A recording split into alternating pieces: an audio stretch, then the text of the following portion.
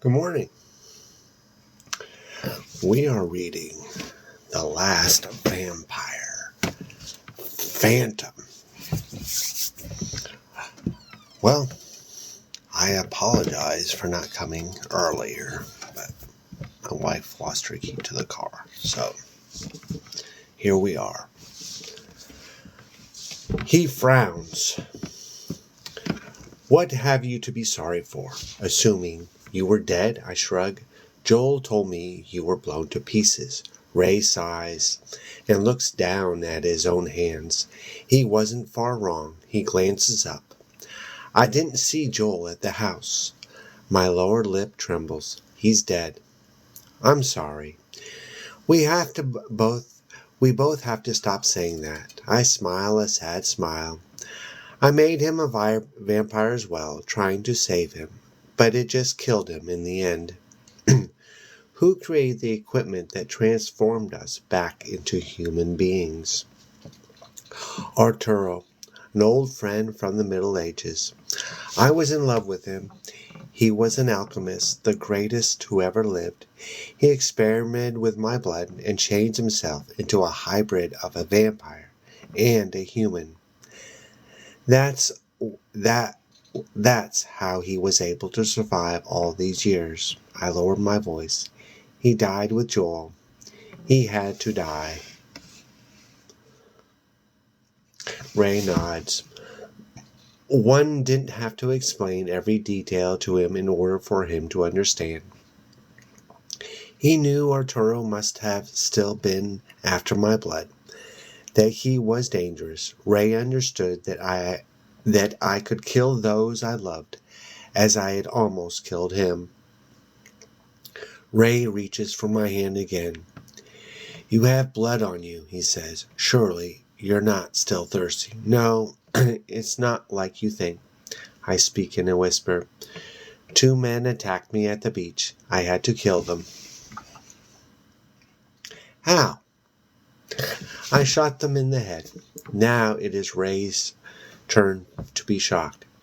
We have to get out of here, away from here. Besides, the government. You'll have the police after you too. He glances toward the door of the coffee shop. I know you have Seymour with you. I understand what he wants to say. I have told him he has to go home. He won't want to leave you. You'll have to leave him. I've been thinking about that. I just don't know how to explain it to him. Ray is sympathetic, but a curious note enters his voice. For a moment he sounds like I used to as the pragmatist. Don't explain it to him, he says. Just leave him, and don't tell him where you're going. That seems harsh. No, you of all people know that to keep him with you will be harsh. You will expose him to danger for no reason. He softens his tone. You know I speak from experience. You're right. He's asleep at the hotel right now. I suppose I can sneak in, grab my things, and be away before he wakes up. But inside, I know I will at least leave him a note. Where are we going? It's Ray's turn to lean over and kiss me. Sita, we can go anywhere we want. We can do anything we want. He whispers in my ear. We can even get married and start a family, if you want. Ooh. I have to laugh and cry as well. My happiness lingers like the warmth of the sun after a perfect summer day. It is the winter outside, the darkness that seems the illusion. I would like a daughter, I whisper, holding him close. So, chapter 4. So, do you think they're going to have a daughter?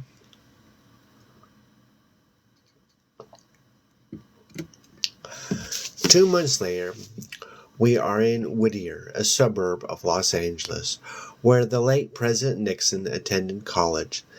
The city is largely middle class, completely nondescript. a perfect place, in Ray's opinion, to disappear.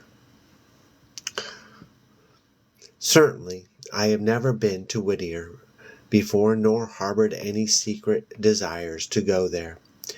We rent a plain 3-bedroom house not far from a boring mall. Ray picked it out. There is a large backyard and olive tree in the front yard. We buy a second-hand car and purchase our groceries at Vaughn's down the street. I have lived 5,000 years to do all these things. Yet happiness has not faded with the passage of the 8 weeks, sleeping beside Ray, walking with him in the morning, sitting beside him in a movie. These simple acts mean more to me than all the earth-shattering deeds I have accomplished since I was conceived beneath Yaksha's bloody bite. It is all because I am human, I know, and in love. How young love makes me feel. How lovely are all humans. Shopping at the mall, in the grocery store, I often find myself stopping to stare at people. For too long I admired them, despised them, envied them, and now I am one of them. The hard walls of my universe have collapsed. Now I see the sun rise and feel the space beyond it, not just the emptiness. The pain in my heart caused by the burning stake has finally healed. The void in my chest has been filled. Especially when I discover that I am pregnant. It happens the early morning of the full moon, 2 months after the nuclear bomb detonated in the desert beneath a previous full moon. A $15 early pregnancy kit tells me the good news. I shake the blue test tube in the bathroom and Ray comes running when I let out a loud cry. What is the matter? He wants to know. I am shaking. There must be something wrong. I don't get a chance to show him my blue urine because I accidentally spill it all over him. He gets the picture and laughs with me and at me. I'm at the bookstore later the same day, browsing through baby books when I meet Paula Ramirez, a pretty young woman of 25. She has long black hair, shiny as her smooth complexion, and a belly larger than her enchanting brown eyes. Obviously, she is expecting, much sooner than I am. I smile at her as she juggles 6 different baby books in one arm while reaching for another with her free hand. You know, I say, women were having kids long before there were books. It's a natural process. I put my own book back on the shelf. Anyway, I don't think any of these authors know what the hell they're talking about. She nods at my remark. Are you pregnant?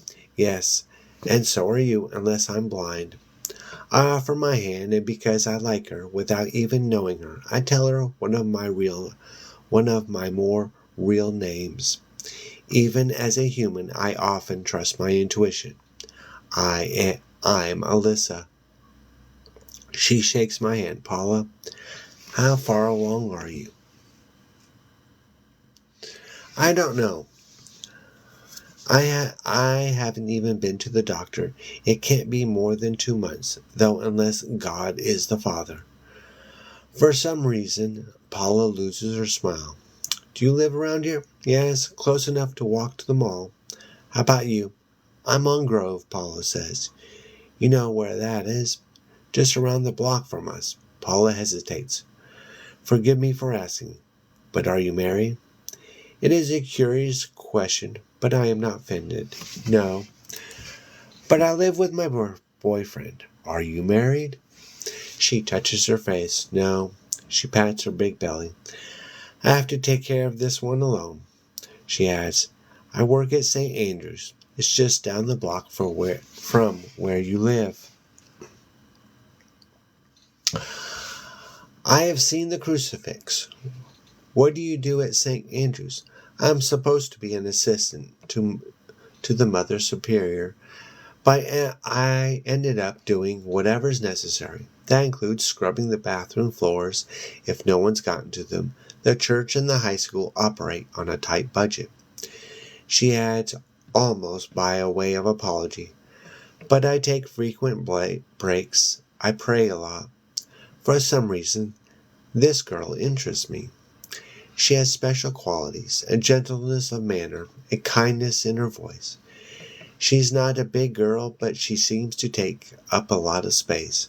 What I mean is, there is a presence about her. Yet she acts anything but powerful, and that I also like. What do you pray for? I ask. Paula smiles shyly and lowers her head. I shouldn't say. I pat her on the back. That's all right. You don't have to tell me. Who knows? Prayers could be like wishes. Maybe they lose their magic if you talk about them. Paula studies me. Where are you from, Alyssa? Up north. Why? I could swear I've seen you before. Her remark touches me deeply, because in that exact moment, I feel the same way. There is something familiar in her eyes, in the soft light of their dark depths. They remind me of, well, the past, and I still have much of that, even if I grow older with each day. Yet I intend to brush her comment aside, as I brush aside thoughts of my own mortality that come in the middle of the night when Ray is asleep beside me, and a sleep is hard to find. My insomnia is the only obvious curse of my transformation. I must still be used to hunting in the middle of the night, prowling the streets in the black leather miniskirt, death with a sexy smile and endless thirst. Now, instead, I get up from bed and have a glass of warm milk, say my prayers to Krishna, of course, whom I believe was God. I still remember him best during the darkest hours. Krishna, what is this?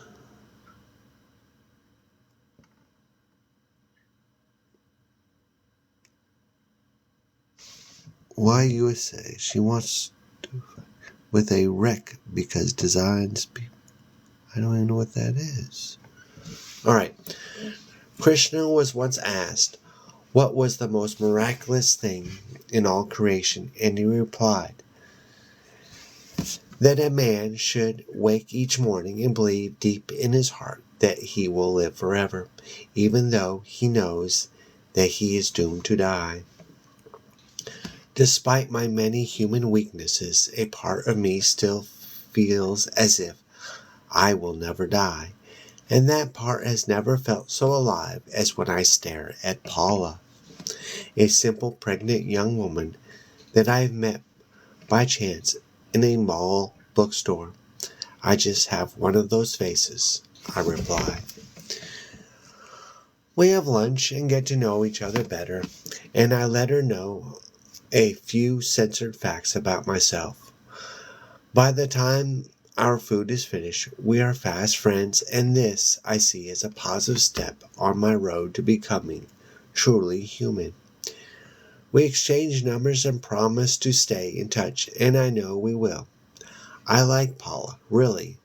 It is almost as if I have a crush on her, though I have had a few female lovers during my 50 centuries, and certainly Ray now takes care of all my sexual needs.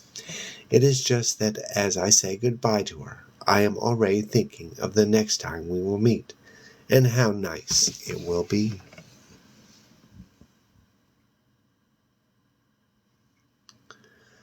Alright. Paula is the rarest of human beings, someone with intelligence and humility. It has been my observation that the more intelligent a man or woman is, the more dishonest he or she is. Modern psychologists, I know, would not agree with me, but they are often dishonest themselves. Psychology has never impressed me as a science. Who has ever really defined the mind? much less the heart. Paula has a quick mind that has not destroyed her innocence. As we part for the first time, she insists on paying for our meal, even when it's clear she has little money. But I let her pay since it seems to mean a lot to her. Ooh, okay. So now we are in chapter 5.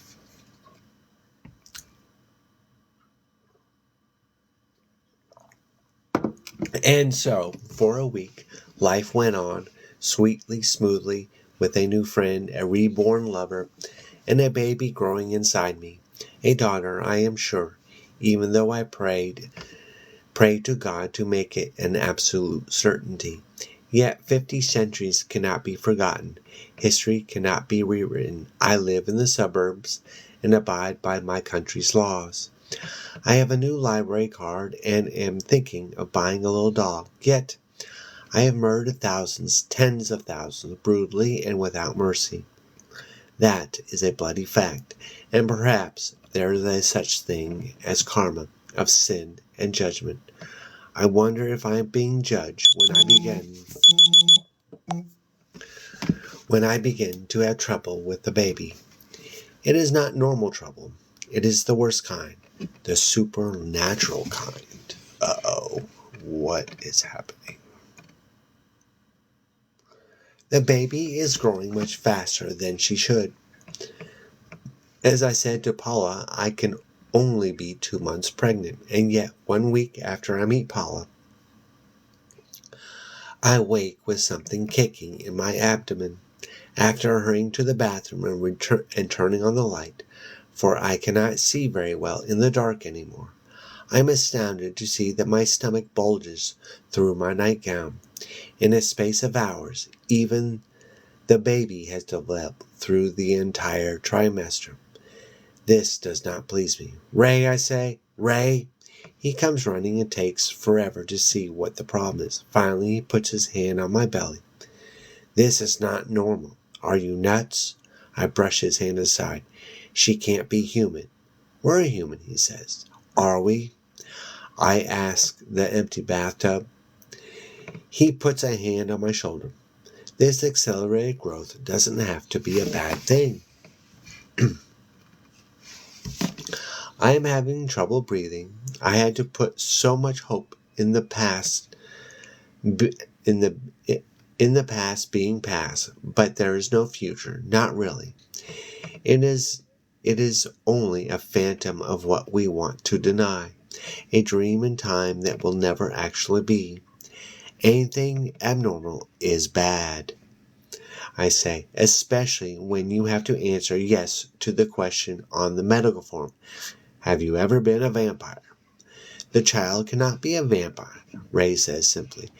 Vampires can't reproduce this way. You mean they haven't done so in the past, I say. When has a vampire ever turned human again? This is new terrain. I lean over and spit in the sink. My spit is bloody. I bit my lower lip the instant the light went on. It's an omen, I say. Ray rubs my back. Maybe you should see a doctor. You were going to start looking for one anyway. I chuckle barely. I cannot see a doctor. We're in hiding, remember? Doctors report local monsters to the authorities. Young women who have babies in 3 months. The baby kicks again. I stare in the mirror at my bulge. If it even takes that long. My words prove prophetic. Over the next 4 days, the baby grows at an insane pace, a month of development for each 24-hour period. During this time, I am forced to eat and drink constantly, but seldom do I have to use the restroom. Red meat, in particular, I crave. I have 3 hamburgers for breakfast, and in the evening, 4 New York steaks, washed down with quarts of Evian. Still, I burn with hunger, with thirst, with fear. What would an ultrasound show? A horned harlot grinning back at the sound of waves? During this time, I avoid Paula. and the world. Ray is my only companion. He holds my hand and says little. What is there to say? Time will tell all. 5 days after walking in the middle of the night to see my swollen belly, I awake again in the early morning hours in horrible pain, with cramps in my abdomen. Just before Ray wakes, I remember when I had my first child, 5,000 years earlier. My dear Lalita, she who plays. The birth had been painless, ecstatic even. I had intended to name this child by the same name. But as another spasm grips me, seemingly threatened to rip me in two, I don't know if such a gentle title will be appropriate. I sit up and gasping for air. Oh God, I whisper. Ray stirs beside me. His voice is calm. Is it time? Is it time? Do you want to go to the hospital? We have discussed this, but never come to a decision. I can withstand tremendous physical pain, and of course I have delivered babies many times and know human anatomy inside and out. Yet this pain is a thing of demons. It transcends any form of torment I have ever experienced. Literally, I feel as if I am being ripped apart, consumed from the inside. What is my child doing to me? I bury my face in my hands. It feels like it's eating my womb, I moan. Ray is on his feet. We have to get help. We have to risk the hospital. No. I grab his hand as he reaches for the car keys. I won't make it. It's coming too fast. He kneels at my side. But I don't know what to do. I fight for air. It doesn't matter. It's all being done. Should I call for Paula? Ray approves of my relationship with Paula, although for some strange reason he has avoided meeting her. How I long for her company right then, her soothing smile. Yet I know she is the last person who would see me like this. I shake my head and feel the sweat pour off my face. No, I say. This would terrify her. We have to face this alone. Should I boil some water? For some reason, his remark amuses me. Yes, boil some water. We can't put a baby in it when she comes out. I snort when I see his stunned expression. That's a joke, Ray. He stares at me strangely. He speaks to me as if he is speaking to a third person in the room. Sometimes I feel I come back just for this baby. I don't want anything to happen to her. Another spasm grips me, and I double up and ignore his serious tone. The agony angers me. If anything is going to happen to anyone, I whisper, it will happen to me. Sita, get the goddamn water.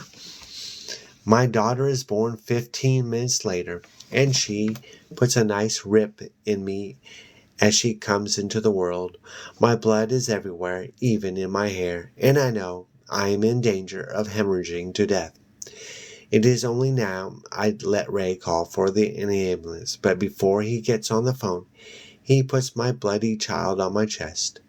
He has already cut the umbilical cord with a sterilized knife from the kitchen drawer. Cuddling my daughter as I lie on the verge of blacking out, I stare into her dark blue eyes, and she stares back at me. She does not cry nor make any other sound. For the moment, I am just relieved she is breathing. Yet there is an alertness in her eyes that disturbs me. She looks at me as if she can see me, and all the books say a child of 5 minutes cannot even focus.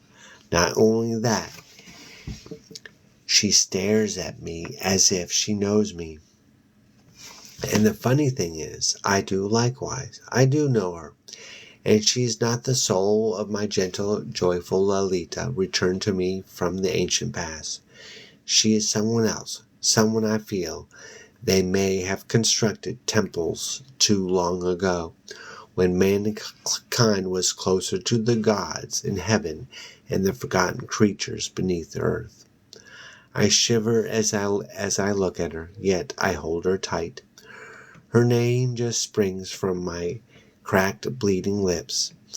I do not bring it forth consciously. The name is mantra, a prayer, also a name for that which cannot be named, Kalika.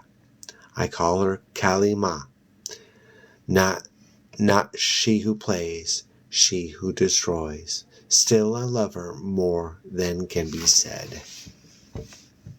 Ooh. So now we are on chapter 6.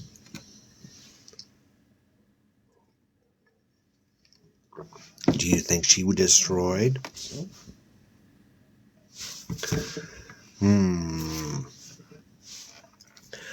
Kalika is 2 weeks old, really a year in size and ability, when she refuses to take my milk. For the last 14 days I have enjoyed feeding her, although I had not realized the speed at which she grows. Each morning when I awake to her sounds, I find a different and older daughter. This morning she pushes me away as I try to hold her to my breast. She is strong and actually bruises my skin as she refuses what I have to offer. Ray sits across from me and tries to comfort me in my despair. Maybe she's not feeling well, he says. I stare out the window at Kalika as Kalika squirms on my lap. Maybe she wants something else to drink, I say. She's not a vampire. You don't know. But sunlight doesn't bother her. It is true, I have tested my daughter under the bright sun. She just stares at it as she stares at everything else. Indeed, the glare does not seem to annoy her young eyes. In fact, that does nothing to comfort me. No one knows what she is, I say. Well, what are you going to do? We have to feed her. Maybe Kalika understands the question. Already she has begun to speak simple words, as many 12-month-old children do, but it is probable she understands more than she says. Certainly more about herself than either of her parents is willing to admit. When I am gazing out the window at the sky, she leans over and bites my left nipple. She has teeth now, and she bites it so hard that she draws blood. The pain for me is sharp, but the flow for her is steady, and the blood seems to satisfy her. I look at Ray and want to cry. Another day has gone by, and Kalika is in her bedroom screaming.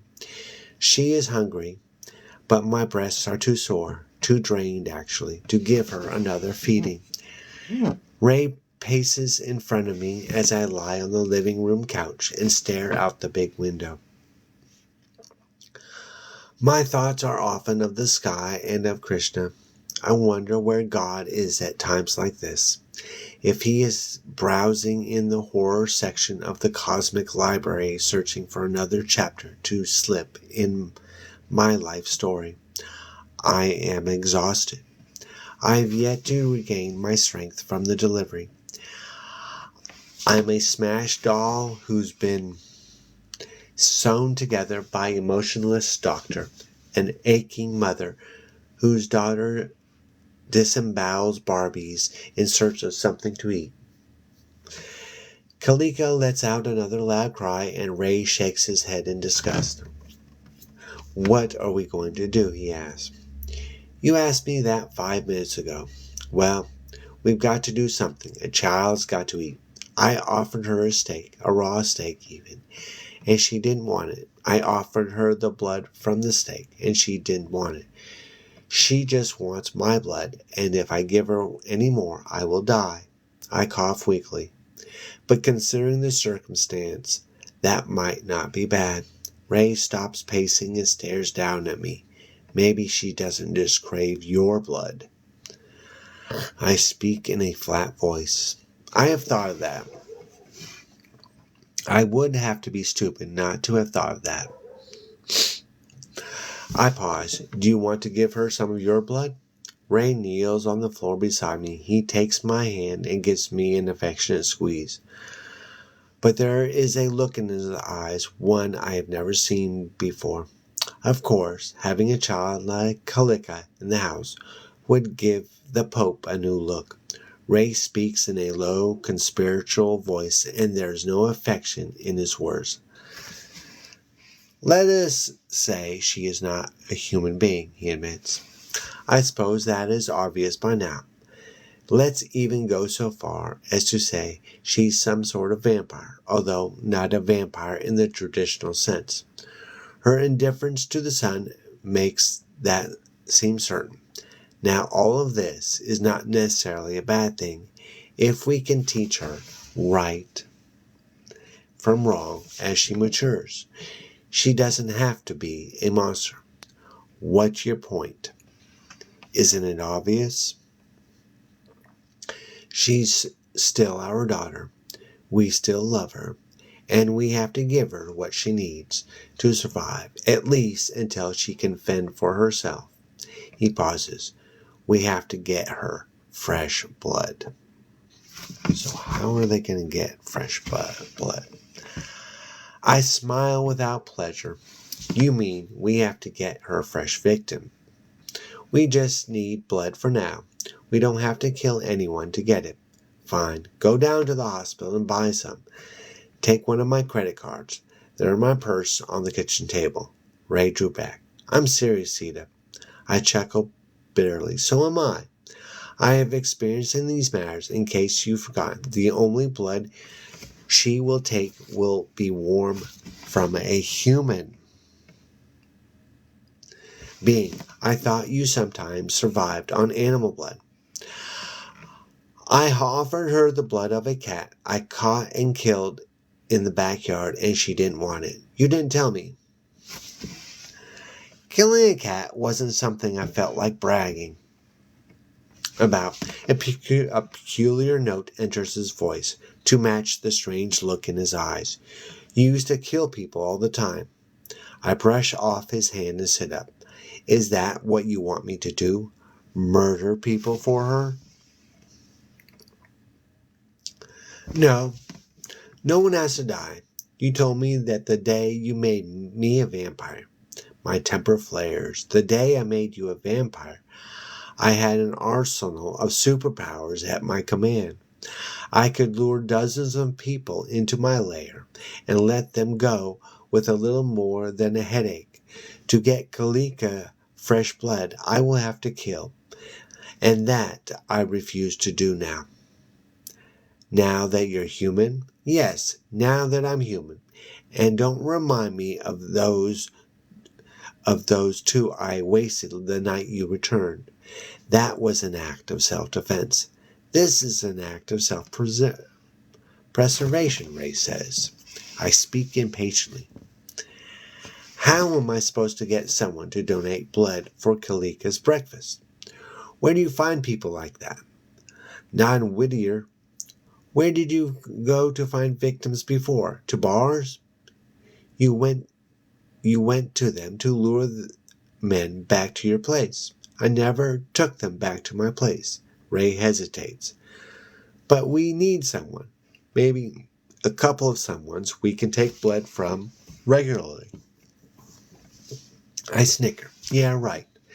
And we let them go. And when we let them go, we just tell them, please don't mention what has been going on here. Just chalk the blood letting off to a unique experience, I fume. Whoever we bring here, we'll have to kill in the end. I won't do that. Then you'll let your daughter die. I glare at Ray, searching for the loving young man I once knew. What has happened to you? You should be on the other side of this argument. Before the blast, you would have been. Where did you go when you died, huh? You never told me. Was it hell? Did the devil teach you a few new tricks? He is offended. I'm just trying to save our daughter. I wish you'd drop your self-righteous, pompous attitude and face the facts. Kalika needs blood, or she will die. We have to get her blood. Fine. Go out. Get a young woman victim. You're handsome. You've got style. It shouldn't take you long. He stops. I don't know how to pick up people. I've never done it before. I have to laugh. You sure picked me up easily enough. Kalika screams again. Ray loses his dark expression and looks pained. Please, he says. She's all we've got. You're the only one who can save her. Fed up with arguing, I stand up and grab my black leather coat, the one I used to wear for hunting. Heading for the door, I say over my shoulder, We used to have a lot, Ray. Remember the next time you order me to go out and kill. Oh my goodness.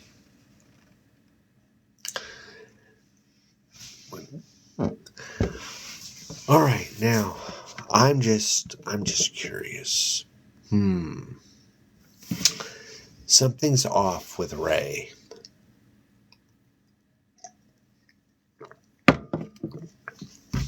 I wonder if we're going to find out why Ray is so off. I wonder. So, I'm going to stop, and we are on chapter 7. And now it's time for self-promotion time. If you like YA horror mystery adventures about vampires and teen romance, there's character-driven and is fast-paced. You may like Vampire Juice. It is spooky and creepy. Like Fear Street, Are You Afraid of the Dark? And of course, The Lost Boys. Amanda and Sean stumble upon a mysterious can of juice while searching for Halloween costumes at a local store. Despite being kicked out by the sales clerk, they become obsessed with uncovering the truth behind the strange drink. With the help from some local bullies, they sneak back into the store through a crypt in the graveyard, only to find themselves in the midst of a spine-chilling adventure. Well, thank you for watching, and we will continue reading The Last Vampire by Christopher Pike. See you tomorrow.